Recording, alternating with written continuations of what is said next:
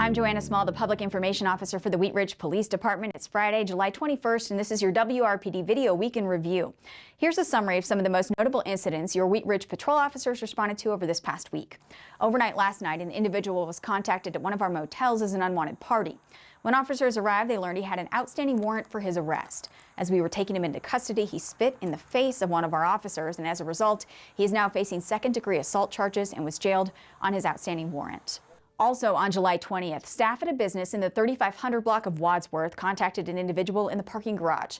The suspect showed what the staff believed to be the butt of a handgun, and then the suspect fled on a bicycle with a trailer attached. That bike and trailer were located abandoned, but the suspect, wanted for menacing, was not. On July 19th, a proactive WRPD patrol officer located a suspicious vehicle at the truck stop at 44th and Tabor Street. The red Hyundai Elantra had a misused Oklahoma temporary tag, and the vehicle's VIN was a, quote, no record. There was jail paperwork for a possible suspect on the dash. Before officers could contact anyone inside, the vehicle began moving, and a traffic stop was unsuccessful. The driver took off at a high rate of speed, and a pursuit was not initiated per agency policy. The investigation into the suspect is ongoing. On July 18th, a suspect who is known to have a warrant for his arrest was contacted at a gas station in the 4800 block of Kipling Street. Once under arrest, officers located a passport on his person that did not belong to him, as well as drug paraphernalia. He was jailed on his warrant and now faces new charges for criminal possession of an identification document and drug paraphernalia. Also, on July 18th, officers were called to assist a motorist at West 48th and Wadsworth. A man exited the driver's seat of the vehicle and began speaking with officers. Routine clearance of the vehicle's plate revealed it was an active steal out of Thornton. The driver was taken into custody and jailed on aggravated motor vehicle theft charges, as well as 2 warrants. The vehicle was towed and will be returned to its rightful owner. Overnight on July 17th, the suspect was called into dispatch as stealing items from a business in the 3700 block of Wadsworth. The suspect was gone when officers arrived, but located during a check of the area. They fled on foot, but the officers apprehended them after a short foot chase, and they now face charges for theft and obstruction. Also on July 17th, a patrol officer contacted a suspect in a parking lot at 32nd and Wadsworth who had been called in by a witness as being behind the wheel of a vehicle and clearly intoxicated. He was arrested and found to have a protection order against him in which alcohol use is prohibited. He was jailed on that protection order violation and now faces new charges for driving under the influence. Again, on July 17th, officers were sent to a business in the 8500 block of West 38th Avenue when a patient became upset about the copay at his doctor's appointment. As a result, he called in death threats to this location. A safety plan was formulated for the people at the business, and once an investigation is completed, the suspect faces potential harassment charges. Overnight on July 16th, a suspect known to have outstanding warrants for her arrest was contacted in the 10,000 block of West 50th Avenue. She attempted to run across Kipling, but was captured and found to be in possession of a controlled substance and drug paraphernalia. She was jailed on her 7 arrest warrants and now faces new charges as well. That same shift of officers also responded to a single vehicle DUI collision in the 4900 block of Marshall. The driver lost control of his vehicle and became stuck.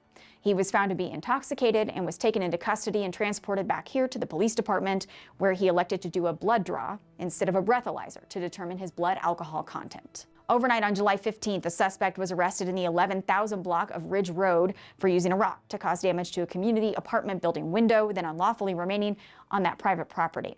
He's facing criminal mischief and criminal trespass charges. On July 13th, officers were called to one of our motels for a criminal first-degree attempted homicide. There was a physical disturbance in which one person stabbed another in the back of the head, then fled that scene. The victim, while expected to survive, had a very large gash that went all the way to the bone. This is an ongoing investigation.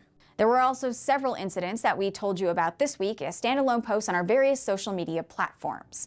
Yesterday, a man was attempting to get into his vehicle when a suspect on a bike rode up, pointed a gun, and demanded the keys. In a plot twist, the victim ended up getting the gun and scaring off the suspect, who fled on that bike. He was quickly located by officers and found to be on probation for second-degree kidnapping out of another jurisdiction. The gun had been stolen, and now the suspect faces a slew of new charges for the attempted carjacking.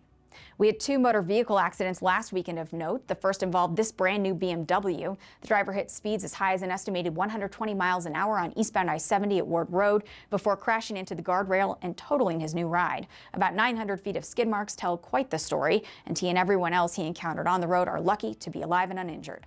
Also, our crash and traffic team responded to this serious injury crash at Teller and 32nd when an elderly woman was T-boned by this box truck. She was determined to be the at-fault driver, and her injuries are critical. Now, here's a case detectives could really use your help in resolving, so please take a minute to look at your screen. Do you recognize either of these two young women? On July 13th, they entered the Wheat Ridge Rec Center and stole a wallet from a locker, then immediately began using the credit cards at a nearby gas station. The suspect vehicle is a black or dark-colored 2006 to 2009 Chrysler Aspen, similar to the one pictured here on this law enforcement bulletin. If you believe you recognize either of these individuals, please contact our investigative technician at the number that is listed on your screen, 303-235-2987. In between your calls for service, we proactively contacted people for crimes like trespassing and jaywalking, which often lead to arrests for warrants, drugs, and/or drug paraphernalia. We also ramped up patrols in areas where we know dangerous driving is an issue, catching this particularly egregious speeder yesterday at 40th and Youngfield, who was driving 68 in a 40-mile-per-hour zone. We also recovered 6 stolen vehicles. That's all for now. We'll see you next time. And remember, if you need us, we are always just minutes away.